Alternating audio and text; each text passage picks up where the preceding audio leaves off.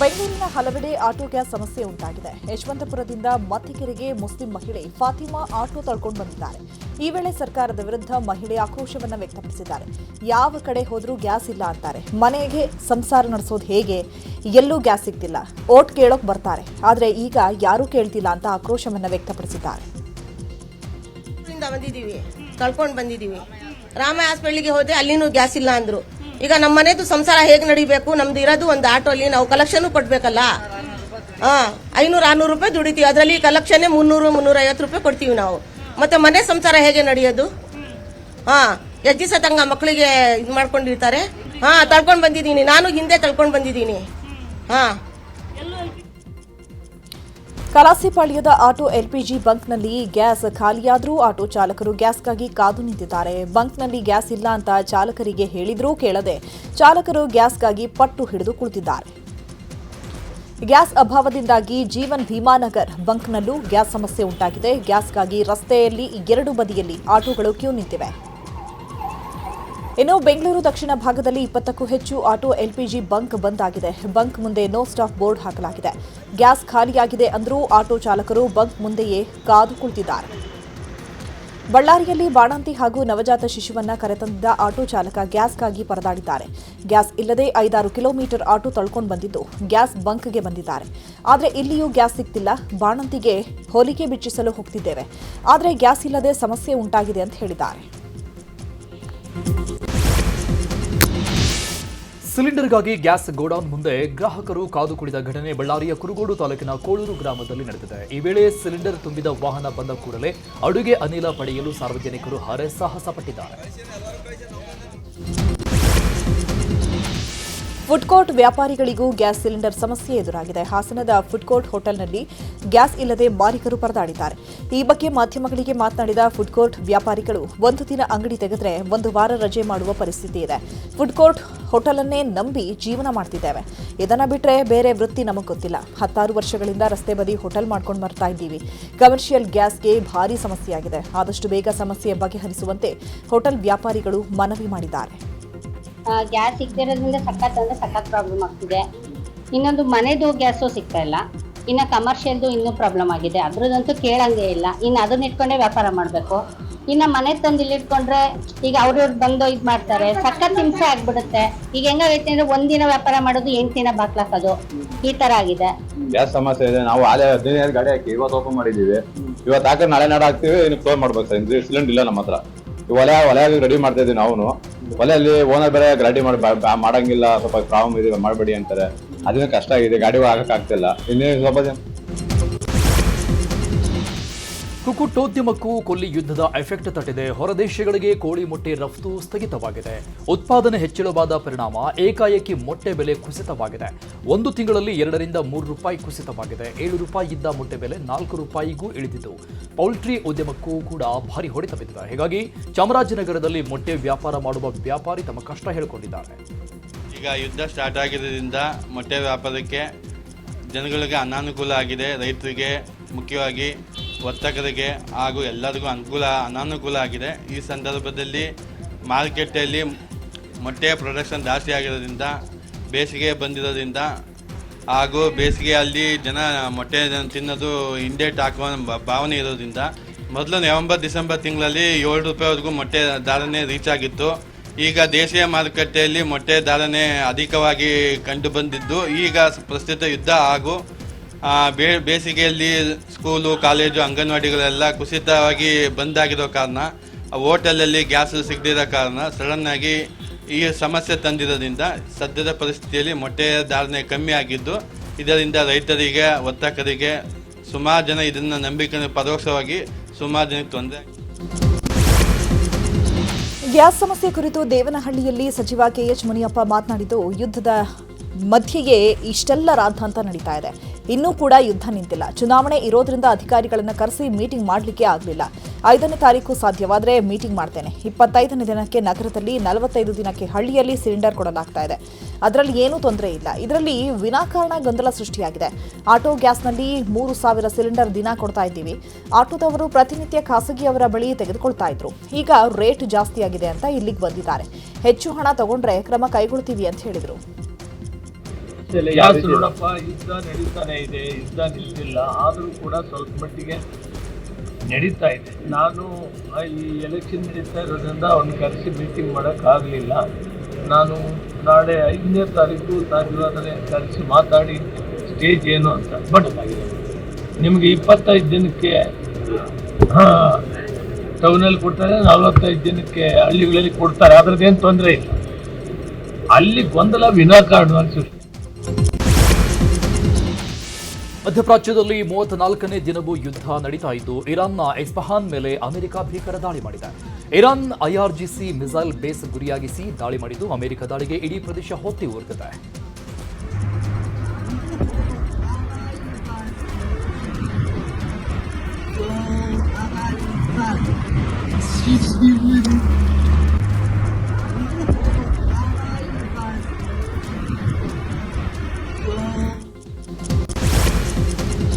America Israel ಜಂಟಿ ದಾಳಿಗೆ Iran ಕೂಡ ಪ್ರತ್ಯುತ್ತರ ಕೊಡ್ತಾ ಇದ್ದು ಟೆಲ್ ಅವೀವ್ ಮೇಲೆ ಇರಾನ್ ಭೀಕರ ದಾಳಿ ಮಾಡಿದೆ.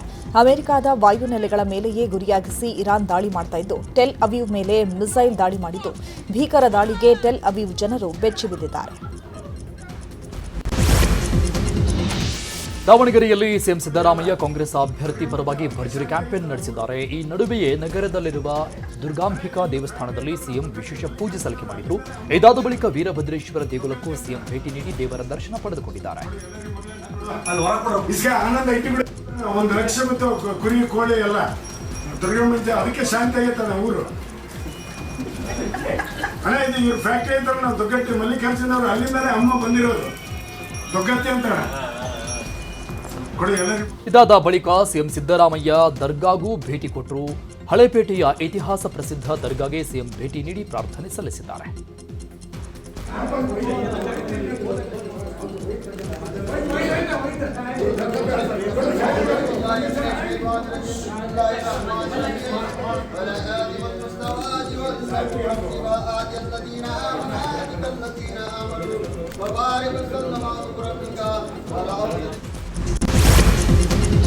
ದಾವಣಗೆರೆಯಲ್ಲಿ ಸಮರ್ಥ್ ಗೆದ್ದೇ ಗೆಲ್ತಾನೆ ಅಂತ ಶಾಸಕ ಪ್ರದೀಪ್ ಈಶ್ವರ್ ಹೇಳಿದ್ದಾರೆ. ಈ ಕುರಿತು ದಾವಣಗೆರೆಯಲ್ಲಿ ಮಾತನಾಡಿದ ಅವರು, ಸಮರ್ಥ್ ಗೆಲ್ತಾನೆ, ಅಲ್ಪಸಂಖ್ಯಾತರು ಹಿಂದುಳಿದವರು ಕೈ ಹಿಡಿತಾರೆ, 50,000 ಮತಗಳ ಅಂತರದಿಂದ ಗೆಲ್ತಾನೆ ಎಂಬ ಧೈರ್ಯ ನನಗಿದೆ. ಮೊದಲಿನಿಂದಲೇ ಜನರಿಗೆ ಪರಿಚಿತ, ನನ್ನ ಇಮೇಜ್ ನಾನು ಕಟ್ಕೊಂಡಿದ್ದೇನೆ. ಶಾಮನೂರು ಶಿವಶಂಕರಪ್ಪ ಕೊಡುಗೆ ನೋಡಿ ಮತ ಹಾಕಿ ಅಂತ ಮನವಿಯನ್ನ ಮಾಡಿದ್ದಾರೆ. ಮೈನಾರ್ ಅಲ್ಪಸಂಖ್ಯಾತರು, ಹಿಂದುಳಿದವರು, ದಲಿತರು ನಮ್ಮ ಸಮರ್ಥನ ಕೈ ಹಿಡಿತಾರೆ. ನಮ್ಮ ಸಮರ್ಥದ ಕ್ರಮ ಸಂಖ್ಯೆ 3 ದಯವಿಟ್ಟು ದಾವಣಗೆರೆ ದಕ್ಷಿಣ ಜನತೆ ಆ ಹುಡುಗನಿಗೆ ಆಶೀರ್ವಾದ ಮಾಡಿ ಒಂದು 50,000 ಮೆಜಾರಿಟಿಯಲ್ಲಿ ಆ ಹುಡುಗ ಗೆಲ್ತಾನೆ ಅಂತ ನನಗೆ ನಂಬಿಕೆ ಇದೆ ಸರ್. ದಾವಣಗೆರೆ ಎಲೆಕ್ಷನ್ ಅನ್ನೋದು ಪಕ್ಕಕ್ಕಿಟ್ಟರೆ ನಾನೊಬ್ಬ ಮೋಟಿವೇಶ್ನಲ್ ಸ್ಪೀಕರ್. ಕರ್ನಾಟಕದಲ್ಲಿ ನನ್ನ ಮೋಟಿವೇಶನ್ ಕೋಟಿಗಳಗಟ್ಟಲೆ ರೀಲ್ಸ್ ಆಗಿದೆ, ವ್ಯೂಸ್ ಆಗಿದೆ. ಮೊದಲಿಂದ ಆ ಇಮೇಜ್ನ ನಾನು ಬಿಲ್ಡ್ ಮಾಡಿಕೊಂಡೇ ಬಂದಿದ್ದೆ. ಸೊ ನಮ್ಮ ಸಮರ್ಥನ ಗೆಲ್ಲಿ ಬಿಡಿ, ಅಟ್ಲೀಸ್ಟ್ ನನ್ನಿಂದ ಒಂದು ಓಟ್ ಎಕ್ಸ್ಟ್ರಾ ಬಂದರೂ ನಮ್ಮ ಸಮರ್ಥಗೆ ಅನುಕೂಲನೇ ತಾನೆ. ದಾವಣಗೆರೆ ದಕ್ಷಿಣ ಕ್ಷೇತ್ರದಲ್ಲಿ ಬಿಜೆಪಿ ಅಭ್ಯರ್ಥಿ ಶ್ರೀನಿವಾಸ ದಾಸಕರಿಯಪ್ಪ ಪರ ಬಿಜೆಪಿ ನಾಯಕರು ಭರ್ಜರಿ ಪ್ರಚಾರ ಮಾಡುತ್ತಿದ್ದಾರೆ. ವಿಪಕ್ಷ ನಾಯಕ ಆರ್ ಅಶೋಕ್, ಮಾಜಿ ಸಚಿವ ಶ್ರೀರಾಮುಲು ತಾಲೂಕಿನ ಹದಡಿ, ಹೊಸ ನಾಯಕನಹಳ್ಳಿ, ಕೈದಾಳೆ ಗ್ರಾಮದಲ್ಲಿ ಮತಯಾಚನೆ ಮಾಡ್ತಾ ಇದ್ದಾರೆ. ಇನ್ನು ಮಾಜಿ ಸಿಎಂ ಸದಾನಂದ ಗೌಡ, ಮಾಜಿ ಸಂಸದ ಸಿದ್ದೇಶ್ವರ, AY ನಾರಾಯಣಸ್ವಾಮಿ ಕೂಡ ಮನೆ ಮನೆಗೆ ತೆರಳಿ ಮತಯಾಚನೆ ಮಾಡಿದ್ದಾರೆ. ದಾವಣಗೆರೆ ದಕ್ಷಿಣ ಉಪಚುನಾವಣೆ ಹಿನ್ನೆಲೆ ಬಿಜೆಪಿ ನಾಯಕರು ಸುದ್ದಿಗೋಷ್ಠಿ ನಡೆಸಿದ್ದಾರೆ. ಈ ವೇಳೆ ಮಾತನಾಡಿದ ಶ್ರೀರಾಮುಲು, ಉಪಚುನಾವಣೆಯಲ್ಲಿ ಎರಡೂ ಕಡೆ ಕಾಂಗ್ರೆಸ್ಗೆ ಸೋಲುವ ಭೀತಿ ಇದೆ ಎಂದಿದ್ದಾರೆ. ಇನ್ನು ಅಹಿಂದ ಬಿಜೆಪಿ ಪರ ಇದೆ ಅಂತ ಸದಾನಂದ ಗೌಡ ಹೇಳಿದ್ದಾರೆ. ಇನ್ನು ಛಲವಾದಿ ನಾರಾಯಣಸ್ವಾಮಿ ಕೂಡ ಪ್ರತಿಕ್ರಿಯಿಸಿದ್ದಾರೆ. ಮಾಡ್ತಾರೆ, ಸಿದ್ದರಾಮಯ್ಯ ಗೊತ್ತಿದೆ. ಎಲ್ಲೋ ಒಂದು ಕಡೆ ಈ ಎರಡು ಉಪಚುನಾವಣೆಗಳಲ್ಲಿ ಬಾಗಲಕೋಟೆ, ದಾವಣಗೆರೆ ಸೌತ್ ಅಲ್ಲಿ ನಾವು ಸೋಲ್ತಾ ಇದ್ದೀವಿ. ಈ ದಾವಣಗೆರೆಯಿಂದ ಶ್ರೀನಿವಾಸ್ ದಾಸಕರಿಯಪ್ಪರು ಬಿಜೆಪಿ ಅಭ್ಯರ್ಥಿಯವರು ಎಲ್ಲರೂ ಒಂದಾಗಿ ಒಗ್ಗಟ್ಟಾಗಿ ಚುನಾವಣೆ ಮಾಡ್ತಾರೆ ಇರೋಂಥ ಕಾರಣದಿಂದ ಸನ್ಮಾನ್ಯ ರಾಜ್ಯದ ಮುಖ್ಯಮಂತ್ರಿಗಳಿಗೆ, ಕಾಂಗ್ರೆಸ್ಸಿನ ಪಾರ್ಟಿಗೆ ಸೋಲಿನ ಭೀತಿ ಪ್ರಾರಂಭ ಆಗಿಬಿಟ್ಟಿದೆ. ಉಪಮುಖ್ಯಮಂತ್ರಿಗಳಂತ DK ಶಿವಕುಮಾರ್ ಅವ್ರ ಮೇಲೆ ಎಷ್ಟು ಭಯ ಇದೆನೋ, ಭಾರತೀಯ ಜನತಾ ಪಾರ್ಟಿ ಅಂದ್ರೆ ಅಷ್ಟೇ ಭಯಗಳು ಸಿದ್ದರಾಮಯ್ಯರಿಗೆ ಆಗಿದೆ. ಮುಖ್ಯಮಂತ್ರಿ, ಉಪಮುಖ್ಯಮಂತ್ರಿಗಳು ರಾಜ್ಯದ ಆಡಳಿತವನ್ನು ಮರೆತು ತಮ್ಮ ಕುರ್ಚಿಗಾಗಿ ಕಾಳಗ ಮಾಡ್ತಾ ಇರುವಂಥದ್ದು ಎಲ್ಲವನ್ನು ನೋಡೋದಕ್ಕೆ ಒಂದು ನಾವು ತಿಲಾಂಜಲಿ ಹಾಕಬೇಕು. ಪ್ರಾಯಶಃ ಈ ಎರಡು ಕ್ಷೇತ್ರಗಳ ಚುನಾವಣೆ ಭಾರತೀಯ ಜನತಾ ಪಾರ್ಟಿ ಗೆಲುವು ಕಾಂಗ್ರೆಸ್ಸಿಗೂ ಪಾಠ ಕಲಿಸ್ತದೆ, ಜನತೆಯ ಹಿತದೃಷ್ಟಿಯಿಂದಲೂ ಒಳ್ಳೆಯದಾಗ್ತದೆ ಅಂತ ನಾನು. ಬಿಜೆಪಿ ಅಭ್ಯರ್ಥಿ ವೀರಣ್ಣ ಚರಂತಿಮಠ ಪರ ಯತ್ನಾಳ್ ಪ್ರಚಾರ ವಿಚಾರವಾಗಿ ವಿಜಯಪುರದಲ್ಲಿ ಮಾತನಾಡಿದ ಸಚಿವ ಎಂ ಬಿ ಪಾಟೀಲ್, ಯತ್ನಾಳ್ ವಾಪಸ್ ಬಿಜೆಪಿಗೆ ಹೋಗೋಕೆ ನಾಟಕ ಮಾಡ್ತಾ ಇದ್ದಾರೆ ಅಂತ ಹೇಳಿದ್ದಾರೆ. ಯಾರು ಕ್ಯಾಂಡಿಡೇಟು ಸುಮ್ಮನೆ ಅದಲ್ಲ, ಇದೆಲ್ಲ ನಾಟಕ. ಸುಮ್ಮನೆ ಅವ್ರಿಗೆ ವಾಪಸ್ ಬಿಜೆಪಿಗೆ ಹೋಗೋದಿದೆ. ಇಲ್ಲಿ ಆಗ್ತಾ ಇರುವಂಥ ಚರಂತಿಮಠ ಅವರು ಯಡಿಯೂರಪ್ಪನವ್ರದ್ದು, ಕಾರಜೋಳ ಅವ್ರ ಕ್ಯಾಂಡಿಡೇಟ್ ಅವರು. ಚರಂತಿಮಠ ಯಾರು ಕ್ಯಾಂಡಿಡೇಟು? ಯಡಿಯೂರಪ್ಪನವರ ಫಾಲೋವರು. ಯಡಿಯೂರಪ್ಪ ಮತ್ತು ಕಾರಜೋಳ ಅವರ ಆ ಟೀಮ್ ಅದು, ಮತ್ತು ಅವ್ರ ಪ್ರಚಾರಕ್ಕೆ ಇವ್ರು ಹೊಂಟಿದ್ದಾರೆ. ಸುಮ್ಮನೆ ವಾಪಸ್ ಬಿಜೆಪಿಗೆ ಹೋಗೋದಿದೆ. ಸುಮ್ಮನೆ ನೇರವಾಗಿ ಹೇಳಲ್ಲ. ಸುಮ್ಮನೆ ಯಾಕೆ ನಾಟಕ? ಯಡಿಯೂರಪ್ಪನ ಮಗ ಅನ್ನೋದು. ಯಡಿಯೂರಪ್ಪ ಮಗನ ನೇತೃತ್ವ ಚುನಾವಣೆ ನಡೀತಾ ಇದೆ ವಿಜೇಂದ್ರದ್ದು. ಇನ್ನು ಅಲ್ಲಿ ದಾವಣಗೆರೆಗೆ ಇದ್ದದ್ದು ಯಡಿಯೂರಪ್ಪ ಕ್ಯಾಂಡಿಡೇಟ್ ಅಲ್ಲ, ಅದು ಸಿದ್ದೇಶ್ವರ ಕ್ಯಾಂಡಿಡೇಟ್. ಇದು ಯಡಿಯೂರಪ್ಪ ಅವ್ರ ಕ್ಯಾಂಡಿಡೇಟು, ಅದು ಸಿದ್ದೇಶ್ವರ ಕ್ಯಾಂಡಿಡೇಟ್. ಸ್ವಲ್ಪ ಹೌದು. ಮತ್ತೆ ಇವ್ರು ಸುಮ್ಮನೆ ನಾಟಕ, ಯಡಿಯೂರಪ್ಪ ಮಗ ಅನ್ನೋದು, ಅವ್ರ ವಿಜೇಂದ್ರ ನೇತೃತ್ವದ ಚುನಾವಣೆಯಲ್ಲಿ ಇವರು ಪ್ರಚಾರಕ್ಕೆ ಹೋಗೋದು. ಸುಮ್ಮನೆ ಬಿಟ್ಬಿಡ್ಲಲ್ಲ, ಹೇಳಿ ವಾಪಸ್ ನಾನು ಕರ್ಕೋರಿ ಬಿಜೆಪಿಯಾಗ ಅಂತ ಹೇಳೋ, ಕೈ ಮುಗೋದು, ಏನೇನು ಮಾಡೋದು ಮಾಡಿ. ಎಂ ಬಿ ಪಾಟೀಲ್ ಹೇಳಿಕೆಗೆ ವಿಜಯಪುರದಲ್ಲಿ ಮಾತನಾಡಿದ ಯತ್ನಾಳ್, ಇದು ನನಗೆ ಉಚ್ಚಾಟನೆ ಮಾಡಿಸಿದವರ ಚುನಾವಣೆ ಅಲ್ಲ, ಬಿಜೆಪಿ ಚುನಾವಣೆ. ನಾನು ಬಿಜೆಪಿಗೆ ಸೇರಿಸ್ಕೊಳ್ಳಿ ಅಂತ ಯಾರ ಕೈಕಾಲು ಹಿಡಿದಿಲ್ಲ ಅಂತ ಹೇಳಿದರು. ಯಾವಾಗೂ ಈಗ ನಾನು ಉಚ್ಚಾಟನೆ ಮಾಡಿಸಿದವರು ಯಾರು? ಅವ್ರದಂತೂ ಚುನಾವಣೆ ಇಲ್ಲ. ಇದು ಭಾರತೀಯ ಜನತಾ ಪಾರ್ಟಿ ಚುನಾವಣೆ. ಮತ್ತು ವೀರಣ್ಣ ಚರಂತಿಮಠ ನಮ್ಮ ಅತ್ಯಂತ ಆತ್ಮೀಯ. ನಮ್ಮ ಕಷ್ಟ ಸುಖದಾಗ ಯಾವಾಗಲೂ ನಮ್ಮ ಜೊತೆಗಿದ್ದಾರೆ. ಯಾವುದೋ ಒಂದು ಕುಟುಂಬದ ಸಲುವಾಗಿ ನಾನು ಪಕ್ಷಕ್ಕೆ ದ್ರೋಹ ಮಾಡೋದು ಅಥವಾ ನನಗೆಲ್ಲ ಉಪಕಾರ ಮಾಡಿದಂಥ ಜನರಿಗೆ ನಾವು ದ್ರೋಹ ಮಾಡಿದ್ರೆ ರಾಜಕಾರಣ ಮಾಡೋದ್ರಾಗ ಅರ್ಥ ಇಲ್ಲ. ಅವರು ಎಂ ಪಿ ಪಾಟೀಲ್ ಸ್ವಾಭಿಮಾನಿ ಇದ್ರಿ. ಇಲ್ಲಿ ಒಬ್ಬ ಹಚ್ಚಡ ಶಿವಾನಂದ ಮಂತ್ರಿ ಅದನ್ನ ಬಾಗೇವಾಡಿ, ಅಲ್ಲಿಗೂ ಅವರು ಪ್ರಚಾರಕ್ಕೆ ಹೋಗಬಾರ್ದು. ಯಾಕಂದ್ರೆ ಅಲ್ಲಿ ಬಬಲೇಶ್ವರನ ಹಚ್ಚಡೋದು ತಮ್ಮಂದೇ ಮಾಡ್ತಾರೆ ಎಲೆಕ್ಷನ್. ಹೀಗಾಗಿ ಎಂ ಪಿ ಪಾಟೀಲ್ ಸ್ವಾಭಿಮಾನ ಮತ್ತು ಅವ್ರಿಗೆ ಮೋಸ ಮಾಡಿದ್ರೆ ಅವರು ಹೋಗಬಾರ್ದು. ಯಾಕಂದ್ರೆ ಎಂ ಪಿ ಪಾಟೀಲ್ ಸೋಲಿಸ್ಬೇಕಾಗ್ತದೆ. ಅಲ್ಲಿ ಅಣ್ಣ ರಾತ್ರಿ 1 ಗಂಟೆಗೆ ಸುಖದಾರಿಯಾಗಿ ಹೋಗಿ ಪ್ರಚಾರ ಮಾಡೋಣ ಎಂ ಪಿ ಪಾಟೀಲ್ ಅಂತ. ಹಾಗಾದ್ರೆ ಸ್ವಾಭಿಮಾನ ಇದ್ದ ಎಂ ಪಿ ಪಾಟೀಲ್ರೆ ನೀವು ಅಲ್ಲಿ ಹೋಗಬೇಡ ನಾ ಅವರಿಗೆ. ಬಾಗಲಕೋಟೆ ಬೈ ಎಲೆಕ್ಷನ್ ಅಖಾಡಕ್ಕೆ ಯತ್ನಾಳ್ ಎಂಟ್ರಿ ಕೊಟ್ಟಿದ್ದಾರೆ. ಬಿಜೆಪಿ ಅಭ್ಯರ್ಥಿ ವೀರಣ್ಣ ಚರಂತಿಮಠ ಪರವಾಗಿ ಯತ್ನಾಳ್ ಬಸವೇಶ್ವರ ಶಿಕ್ಷಣ ಸಂಸ್ಥೆ ಸಭಾಂಗಣದಲ್ಲಿ ಪ್ರಚಾರ ಸಭೆ ಮಾಡಿದ್ದಾರೆ. ಪಕ್ಷದ ಶಾಲು ಬ್ಯಾನರ್ ಇಲ್ಲದೆ ಪ್ರಚಾರ ಸಭೆಯಲ್ಲಿ ಯತ್ನಾಳ್ ಭಾಗಿಯಾಗಿದ್ದು, ಪಂಚಮಸಾಲಿ ಮುಖಂಡರು, ವಿದ್ಯಾರ್ಥಿಗಳ ಜೊತೆ ಯತ್ನಾಳ್ ಸಭೆ ನಡೆಸಿದ್ದಾರೆ. ಇದಾದ ಬಳಿಕ ಮಾತನಾಡಿದ ಯತ್ನಾಳ್, ಚರಂತಿಮಠ ಜೊತೆ ನನಗೆ ಒಳ್ಳೆಯ ಸಂಬಂಧ ಇದೆ. ನನ್ನ ಸ್ವಾಭಿಮಾನ, ನನ್ನ ಪಕ್ಷ ಇದೆ. ಸಿದ್ದರಾಮಯ್ಯ ಪರ ಪ್ರಚಾರ ಮಾಡುವುದು ನನ್ನ ಧರ್ಮ ಅಲ್ಲ. ನಾನು ಪಕ್ಷಕ್ಕೆ ದ್ರೋಹ ಮಾಡಲ್ಲ ಅಂತ ಹೇಳಿದ್ದಾರೆ. ಮತ್ತು ನಾವೆಲ್ಲ ಬಿ ಜೆ ಪಿಯಿಂದ ಉಚ್ಚಾಟನೆ ಆದ್ರೂ ಸಹಿತ ನಾವೆಲ್ಲ ಆತ್ಮೀಯರೇ ಇದೀವಿ. ಎಲ್ಲರೂ ಕೂಡ ಬಿ ಜೆ ಪಿ ಎಲ್ಲ ನಾಯಕರು ಕೂಡ ನಮ್ಗೆ ಒಳ್ಳೆಯ ಸಂಬಂಧ ಇದೆ. ನಾವೆಲ್ಲ ವಿಧಾನಸಭೆಯಲ್ಲಿ ಆಗಲಿ, ನಮ್ಮ ವಿರೋಧ ಪಕ್ಷ ನಾಯಕರಾಗಲಿ, ನಮ್ಮ ಪಕ್ಷದ ಅನೇಕ ಮುಖಂಡರಾಗಲಿ, ನಾವೆಲ್ಲ ಕೂಡ ಯಾವ ರೀತಿ ಮಾತಾಡಬೇಕು, ಯಾವ ವಿಷಯ ತೊಗೋಬೇಕು ಅನ್ನೋದು ನಾನು ವಿಶ್ವಾಸ ತೊಗೊಂಡೇ ಮಾತಾಡ್ತಾರೆ. ನಮ್ದೇನಿದ್ರು ಹಿಂದುತ್ವ ಪರವಾಗಿ. ಇವತ್ತು ಕರ್ನಾಟಕದಲ್ಲಿ ಕಾಂಗ್ರೆಸ್ ಸರ್ಕಾರ ಏನಿದೆ, ಇದು ಒಂದು ಕೇವಲ ಮುಸ್ಲಿಮರ ಪರವಾಗಿರುವ ಸರ್ಕಾರ. ನೀವು ನೋಡ್ರಿ ಅವ್ರ ಬಜೆಟ್ ನೋಡಿಬಿಟ್ರೆ ಯಾವ ಸಮಾಜಕ್ಕೂ ಏನೋ ನ್ಯಾಯ ಇಲ್ಲ. ಹಿಂದುಳಿದ ಸಮಾಜಕ್ಕಿಲ್ಲ, ದಲಿತ ಸಮಾಜಕ್ಕಿಲ್ಲ, ಉಳಿದ ಲಿಂಗಾಯತರು, ಮರಾಠ, ಕ್ಷತ್ರಿಯ, ಬ್ರಾಹ್ಮಣರು ಎಲ್ಲ ಸಮಾಜಗಳಿಗೂ ಯಾವುದೇ ನ್ಯಾಯ ಈ ಸರ್ಕಾರದಿಂದ ಸಿದ್ದರಾಮಯ್ಯನೂ ಸಿಕ್ಕಿಲ್ಲ. ವಿಧಾನಸಭೆ ಉಪಚುನಾವಣೆಯಲ್ಲಿ ಚರಂತಿಮಠರು ಮತ್ತು ನಮ್ಮದು ವೈಯಕ್ತಿಕವಾಗಿ ಒಳ್ಳೆಯ ಸಂಬಂಧ ಇದೆ. ಅವರು ನಮ್ಮ ಕಷ್ಟ ಕಾಲದಲ್ಲಿ ನಮಗೇನೇ ತೊಂದರೆ ಆದಾಗ ಎಲ್ಲ ಆರ್ಥಿಕವಾಗಿ ಸಹಾಯ ಮಾಡ್ಯಾರ. ಸಚಿವ ಜಮೀರ್ ಅಹ್ಮದ್ಗೆ ಎಐಸಿಸಿಯಲ್ಲಿ ಸ್ಥಾನ ನೀಡಲಾಗಿದೆ. ಅಲ್ಪಸಂಖ್ಯಾತರ ಘಟಕದ ಸಲಹಾ ಮಂಡಳಿ ಸದಸ್ಯರಾಗಿ ನೇಮಕ ಮಾಡಲಾಗಿದೆ. ಕಾಂಗ್ರೆಸ್ ನಾಯಕ ಕೆಸಿ ವೇಣುಗೋಪಾಲ್ ನೇಮಕ ಮಾಡಿ ಆದೇಶ ಹೊರಡಿಸಿದ್ದಾರೆ. ಜಮೀರ್ ಜೊತೆಗೆ ಸಚಿವ ಕೆಜೆ ಜಾರ್ಜ್, ರಾಜ್ಯಸಭಾ ಸದಸ್ಯ ನಾಜಿರ್ ಹುಸೇನ್, ಮಾಜಿ ಕೇಂದ್ರ ಸಚಿವ ರೆಹಮಾನ್ ಖಾನ್, ಶಾಸಕ ಎನ್ಎ ಹ್ಯಾರಿಸ್ಗೂ ಸ್ಥಾನಮಾನ ನೀಡಿದ್ದಾರೆ.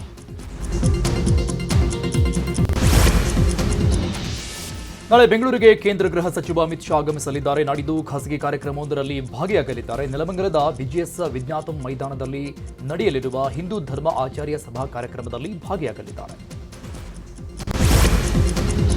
ಕಲ್ಲಿದ್ದಲು ಕಳ್ಳ ಸಾಗಾಣಿಕೆ ಪ್ರಕರಣಕ್ಕೆ ಸಂಬಂಧಪಟ್ಟಂತೆ ದೆಹಲಿ, ಹೈದರಾಬಾದ್, ಬೆಂಗಳೂರು ಸೇರಿದಂತೆ ಹಲವೆಡೆ ಇಡಿ ದಾಳಿ ನಡೆಸಲಾಗಿದೆ. ವೈಟ್ಫೀಲ್ಡ್ನ ಪ್ರೆಸ್ಟೀಜ್ ಅಪಾರ್ಟ್ಮೆಂಟ್ನಲ್ಲಿ ದಾಳಿ ನಡೆಸಲಾಗಿದೆ. ರಿಷಿ ಸಿಂಗ್ ಅನ್ನೋರ ಮನೆ ಮೇಲೆ ದಾಳಿ ನಡೆಸಲಾಗಿತ್ತು. ಈಗ ಐಪ್ಯಾಕ್ ಸಂಸ್ಥೆ ಜೊತೆ ಸಂಪರ್ಕದಲ್ಲಿದ್ರು ಅಂತ ತಿಳಿದುಬಂದಿದೆ. ಸದ್ಯ ದಾಳಿ ನಡೆಸಿ ಪೊಲೀಸರು ದಾಖಲೆಗಳ ಪರಿಶೀಲನೆ ಮಾಡ್ತಾ ಇದ್ದು, ಸುಮಾರು 10 ಕೋಟಿ ಹಣ ಹವಾಲಾ ಮೂಲಕ ಐಪ್ಯಾಕ್ಗೆ ಬಂದಿರೋ ಅನುಮಾನ ವ್ಯಕ್ತವಾಗಿದೆ. ಈ ಹಣವು ಚುನಾವಣಾ ಅಭಿಯಾನಕ್ಕೆ ಬಳಸಿಕೊಂಡಿರೋ ಅನುಮಾನ ಇತ್ತು. ಹೀಗಾಗಿ ಇಡಿ ದಾಳಿ ನಡೆಸಿ ಪರಿಶೀಲನೆ ಮಾಡ್ತಾ ಇದೆ. ಧಾರವಾಡ ಜಿಲ್ಲಾಧಿಕಾರಿ ಕಾಂಪೌಂಡ್ ಬಳಿ ವಾಮಾಚಾರ ಮಾಡಲಾಗಿದೆ. ದವನದ ಹುಣ್ಣಿಮೆ ದಿನವೇ ಡಿಸಿ ಕಾಂಪೌಂಡ್ ಬಳಿ ಮೊಟ್ಟೆ, ಬಾಳೆಹಣ್ಣು, ವೀಳ್ಯದೆಲೆ, ಲಿಂಬೆಹಣ್ಣು ಬಳಸಿ ವಾಮಾಚಾರ ಮಾಡಲಾಗಿದೆ. ಇನ್ನು ವಾಮಾಚಾರ ಕಂಡು ನೌಕರರು ಬೆಚ್ಚಿ ಬಿದ್ದಿದ್ದಾರೆ. ದಕ್ಷಿಣ ಕನ್ನಡ ಜಿಲ್ಲೆಯ ನೆಲ್ಯಾಡಿಯ ಉದ್ಯಮಿ ಸುದೀಪ್ ಆತ್ಮಹತ್ಯೆ ಪ್ರಕರಣ ಸಂಬಂಧಪಟ್ಟಂಗೆ ಸುದೀಪ್ ಆತ್ಮಹತ್ಯೆಗೆ ಪತ್ನಿಯ ಕಾರಣ ಅಂತ ಆರೋಪಿಸಿದ ವಿಚಾರವಾಗಿ ಮಾತನಾಡಿದ ಪತ್ನಿ ಸೌಮ್ಯ ಶೆಟ್ಟಿ, ನಾನು ಸುದೀಪ್ ಸಾವಿಗೆ ಕಾರಣ ಅಲ್ಲ, ವೇಣು ಶೆಟ್ಟಿಯ ಜಾತಕ ಬಿಚ್ಚಿಡಿತೇನೆ. ನೆಲ್ಯಾಡಿಯಲ್ಲಿ ನಾನು ರಂಪಾಟ ಮಾಡಿಲ್ಲ, ಸುದೀಪ್ಗೆ ನಾನು ವಿಷ ಹಾಕಿಲ್ಲ. ಮನೆಯವರ ಕಿರುಕುಳದಿಂದಲೇ ಸುದೀಪ್ ಆತ್ಮಹತ್ಯೆ ಮಾಡಿಕೊಂಡಿರಬಹುದು. ನನ್ನ ಮೇಲೆ ಇಲ್ಲ ಸಲ್ಲದ ಆರೋಪ ಮಾಡಿದವರ ವಿರುದ್ಧ ದೂರು ಕೊಡ್ತೀನಿ ಅಂತ ಹೇಳಿದ್ದಾರೆ. ಡೆತ್ ಆಗಿರುವಂಥ ನನ್ನ ಗಂಡ ಸುದೀಪ್ ಇವರ ತಂದೆ ನನ್ನ ಬಗ್ಗೆ ಇಲ್ಲ ಸಲ್ಲದ ಆರೋಪ ಎಲ್ಲ ಮಾಡ್ತಾ ಇದ್ದಾರೆ. ಇವಾಗ ಏನು ಹೊಸದಾಗಿ ಹನಿ ಟ್ರ್ಯಾಪ್ ಅದೆಲ್ಲ ಎಂತೆಲ್ಲ ಹೇಳ್ತಾ ಇದ್ದಾರೆ. ಸೊ ಹನಿ ಟ್ರ್ಯಾಪ್ ಅಂದರೆ ಏನಂತ ನನಗೆ ಕರೆಕ್ಟಾಗಿ ಗೊತ್ತಿಲ್ಲ, ಅವರಿಗೂ ಗೊತ್ತಿರ್ಬೋದು. ಬಟ್ ಇದರಲ್ಲಿ ಅವರು ಹಣ ಕೊಟ್ಟಿದ್ದೇನೆ, ಹಣ ತಗೊಂಡಿದ್ದಾರೆ, ನನಗೆ ಇದೇ ಕೆಲಸ, ನಂದು ಗ್ಯಾಂಗ್ ಅಂತೆಲ್ಲ ಹೇಳಿದ್ದಾರೆ. ಸೊ ಅವ್ರು ಪ್ರೂವ್ ಮಾಡಲಿ ಅದು ಏನಂತ ಹೇಳಿ, ನನಗೆ ಯಾವ ಗ್ಯಾಂಗ್ ಇದೆ, ಅದು ಹನಿ ಟ್ರ್ಯಾಪ್ ಅಂದರೆ ಏನಂತ ಅವ್ರು ನನಗೆ. ಪುತ್ತೂರಿನ ಮಾಜಿ ಬಿಜೆಪಿ ಮುಖಂಡ ಪಿಜಿ ಜಗನ್ನಿವಾಸ್ ಮಗ ಶ್ರೀಕೃಷ್ಣನ ಪ್ರಕರಣ ಮತ್ತೆ ಮುನ್ನೆಲೆಗೆ ಬಂದಿದೆ. ಆರೋಪಿ ಶ್ರೀಕೃಷ್ಣನ ತಂದೆ ವಿರುದ್ಧ ಸಂತ್ರಸ್ತೆ ತಾಯಿ ಆರೋಪ ಮಾಡಿದ್ದಾರೆ. ಈ ಕುರಿತು ಪುತ್ತೂರಿನಲ್ಲಿ ಸುದ್ದಿಗೋಷ್ಠಿ ಮಾತನಾಡಿರುವಂತಹ ನಮಿತಾ ಆಚಾರಿ, ಮದುವೆ ಆಗೋದಾಗಿ ನಂಬಿಸಿ ಮಗು ಭಾಗ್ಯವನ್ನ ಶ್ರೀಕೃಷ್ಣ ಕೊಟ್ಟಿದ್ದಾನೆ.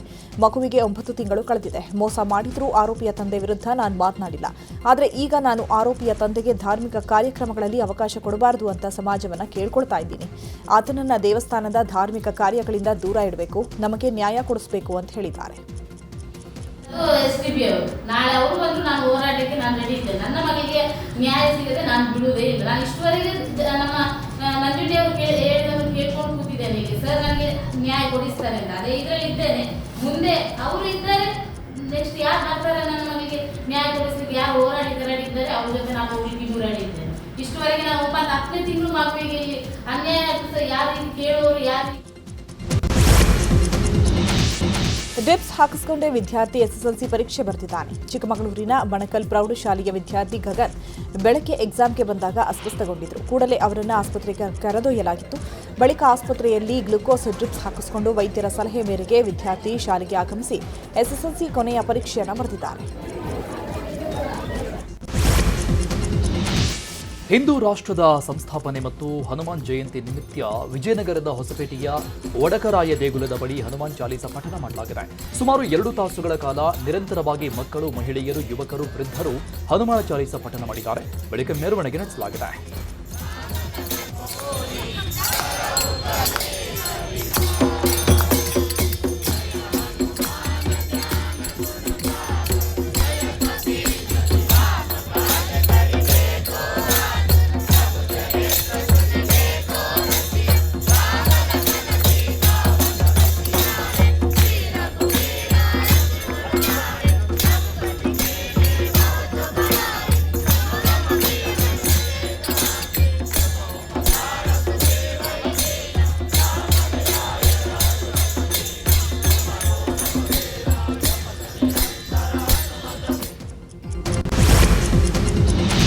ಮೈಸೂರಿನ ಟಿ ನರಸೀಪುರದಲ್ಲಿ ಶ್ರೀ ಮಹಾಲಕ್ಷ್ಮಿ ಸಮೇತ ಗುಂಜ ನರಸಿಂಹಸ್ವಾಮಿ ಅದ್ದೂರಿ ಬ್ರಹ್ಮ ರಥೋತ್ಸವ ನಡೆದಿದೆ. ಕಾವೇರಿ ಕಪಿಲ ಸ್ಫಟಿಕ ಸರೋವರ ಸಂಗಮ ತಟದಲ್ಲಿ ರಥೋತ್ಸವ ನಡೆದಿದ್ದು, ರಥೋತ್ಸವಕ್ಕೆ ತಹಸೀಲ್ದಾರ್ ಸುರೇಶ್ ಆಚಾರ್ ಚಾಲನೆ ನೀಡಿದ್ದಾರೆ. ಇನ್ನು ರಥ ಎಳೆಯುವ ಮೂಲಕ ಭಕ್ತರು ಭಕ್ತಿ ಸಮರ್ಪಿಸಿದ್ದಾರೆ.